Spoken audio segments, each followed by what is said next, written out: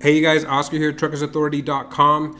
So today I'm going to go over the MCS-150 form, or what you guys hear a lot, it's called the MCS-150 update, or the wording biannual update. And basically, biannual update, what that means is that you've completed the MCS-150 form. The MCS-150, it's actually the form number. It's what it is. And you used to have to send this manually over to FMCSA, meaning by mail or by fax. Now you can actually do it online, or you can upload it online. So if you don't have a PIN number, which I'll go over, you can just go ahead and upload, and you can actually fax it over to them. So the MCS-150 is just a form that updates your DOT. And based on your authority, as far as FMCSA goes, you have to update your DOT either annually or every 2 years. Okay. Now, that being said, you need to do this every year, because if you have apportion plates, they're going to want you to have the MCS-150 updated. So just so you know, if you've opened up the DOT and you have to complete your first MCS-150 in order to get your apportion plates. Okay, and just this little thing will delay you. And honestly, it's gonna be a couple of minutes to get it done. So we'll dive right into it. But MCS-150, what can you do? Sure, when you need to use it is when you need to add or remove a driver, add or remove a vehicle. You need to update your contact information, such as your email, phone number, or address. You can do it right here via and you can do it online. Okay. In order to complete the biannual update, you only need to do it under the DOT registration. I'm going to go step by step on this, you guys, so don't worry. I'll show you guys exactly what I mean. However, if you need to change your address or your name, you have to do it in the DOT side and the MC side. I'm going to show you guys what I mean. Okay. So there's actually two different sections if you need to do that. All right. So let's go ahead and get started.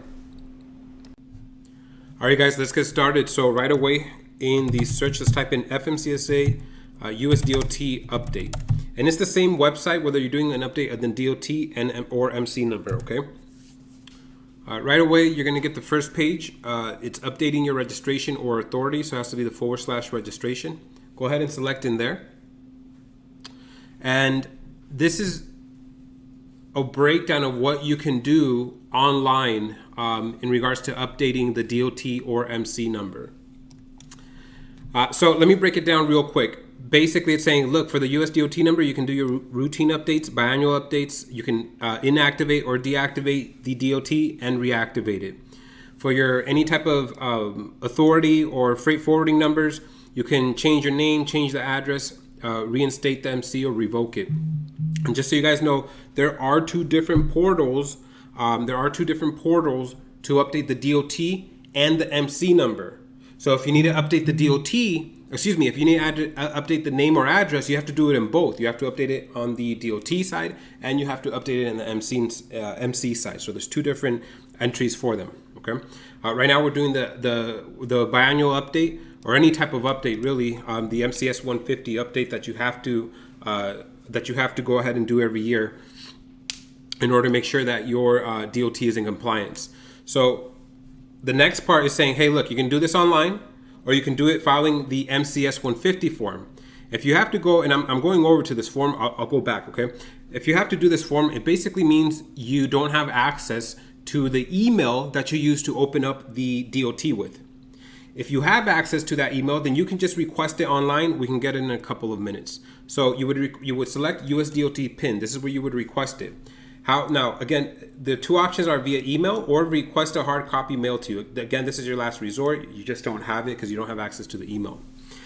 You can also, just so you know, this is a little trick, you can go ahead and process the MCS-150 form, update the email, wait for that to process. It takes around 4 days.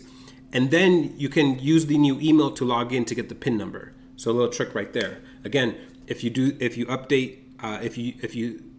the MCS-150 form and you go ahead and upload it over to FMCSA, you'll save the whole mail part, and because that'll delay it easily by a week. Hey, you guys, not trying to interrupt, real quick. If this is helping you out, please hit like and subscribe below. It helps the channel out a lot by letting YouTube know that I'm providing valuable information for you guys. Thank you, and let's get back to the video. So we'll go ahead and select, let's get our DOT by email. request current USDOT number PIN. And basically, you guys, you're gonna put your DOT number, you're gonna put your tax ID or social security number, however you opened up the DOT.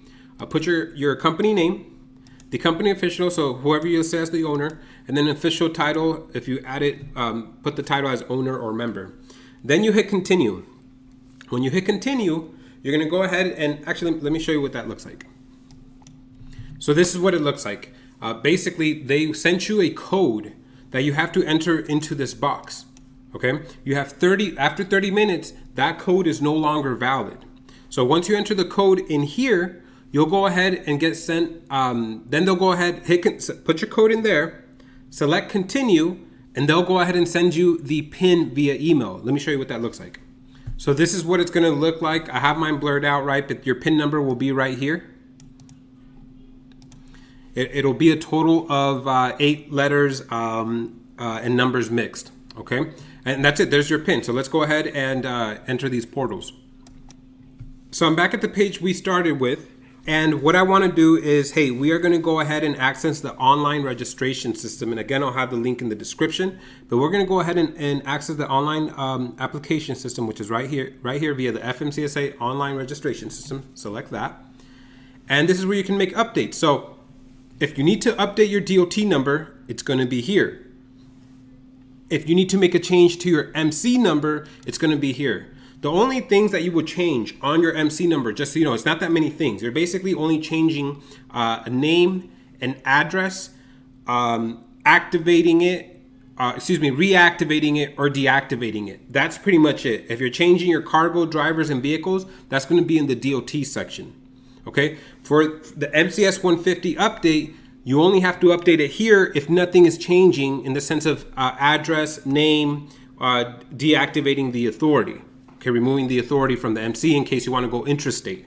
So for the biannual update, you just have to update right here, all right, on this section, which will be the 4th one down, and it's for existing registration updates, and it says I need to update my USDOT number, registration information, or file my biannual update MCS-150. So this is where you do it. So we're going to go ahead and select it and hit continue. It says, hey, you're going to need your PIN number in order to get this. If not, you got to go get it.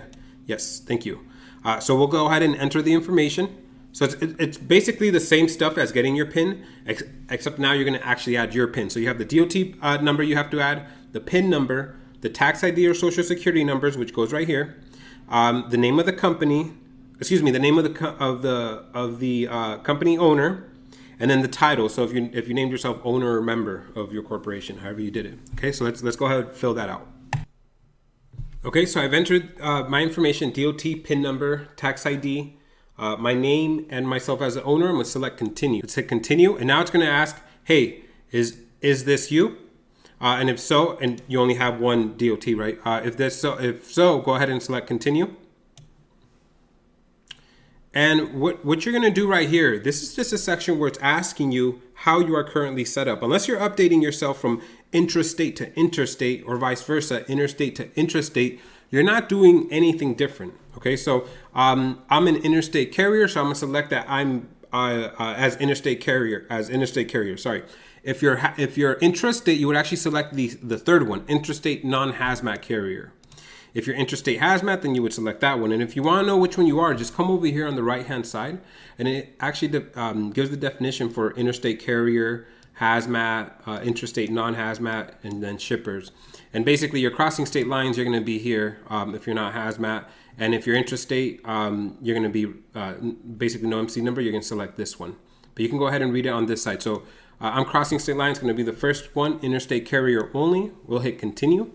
Oh, and then it's asking at the bottom, do you have any hazardous materials? So if you do your hazmat, you can select different options, and then you're going to select which ones down here apply to you. Okay, if not, for the rest of us, just going to select interstate carrier only and hit continue. This next section is going to have all your information that you already, because you're accessing your DOT and the information that you provided in regards to that DOT. So you're going to have your DOT number, your status, the name of your company, your address, your mailing address. Now my address is not filled out, but we're gonna go ahead and pre-fill it for this example. So you're gonna have your address in there, and you can update all this. Okay, you're gonna have your mailing address. You're gonna have your MC number, the email. Now, if you want to update your email, this is you can. If you're online up here, you want to update it and have access with a different email, you can do it here. So your email. This is telling you that you're enrolled into the new entrant program. And then here's the company owner and title. Now, let's say that we want to make some changes. For instance, today we're going to make an address change. Just as an example. Let's see. What's the name?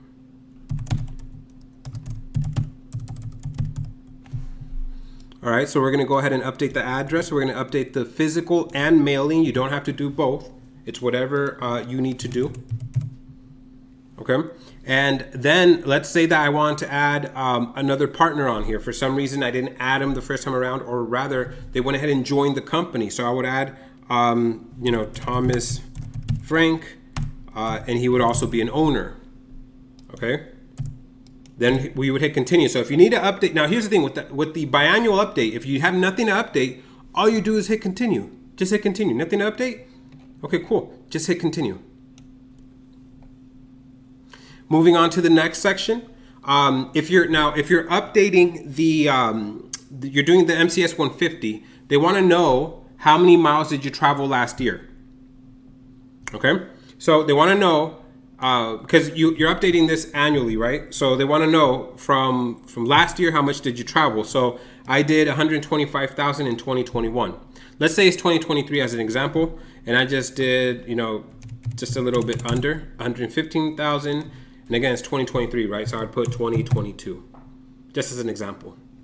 Okay, in this case, it's 2021. I want to stay updated. If you need to update your authority type, for instance, you're no longer authorized for hire or exempt for hire. This is where you would update your commodities. So maybe you're hauling something else. This is for hazmat.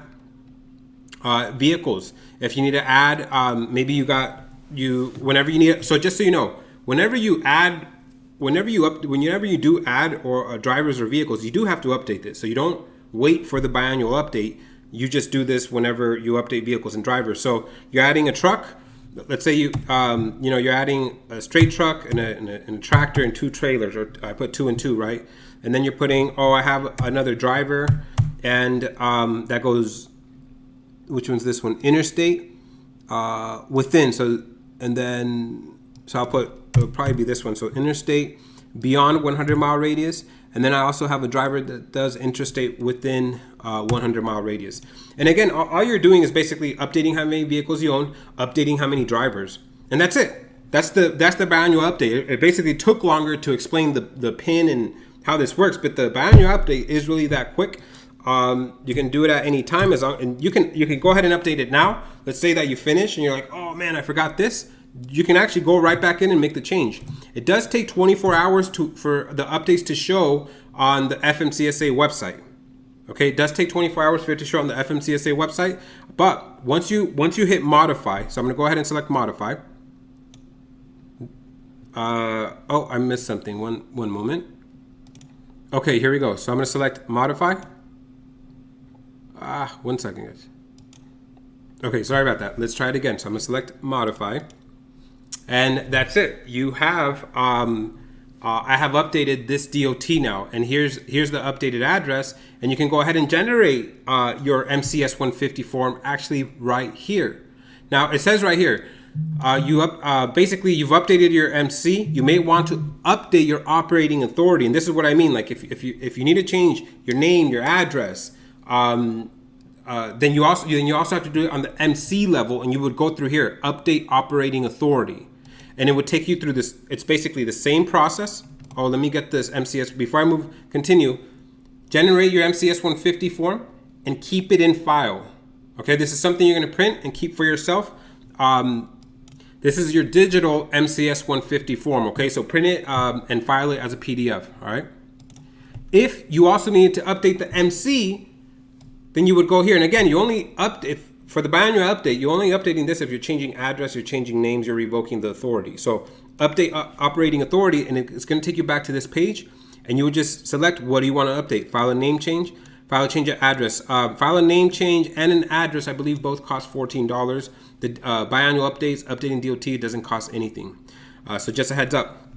Also, if you do make any changes on the MC number, it takes quite a bit. Filing a name change, I believe it's like 3 to 4 weeks. Address might be 2 to 3 weeks, but when you do filing a name change, it takes 3 to 4 weeks. So watch out for that. All right, guys. I hope this was very helpful for you. If you have any questions in regards to this, any comments, please comment down below. You know I'm going to try to get back to you. Anything at all, let me know. You guys, please subscribe if you do like it. And again, thanks you guys, and I'll see you on the next one.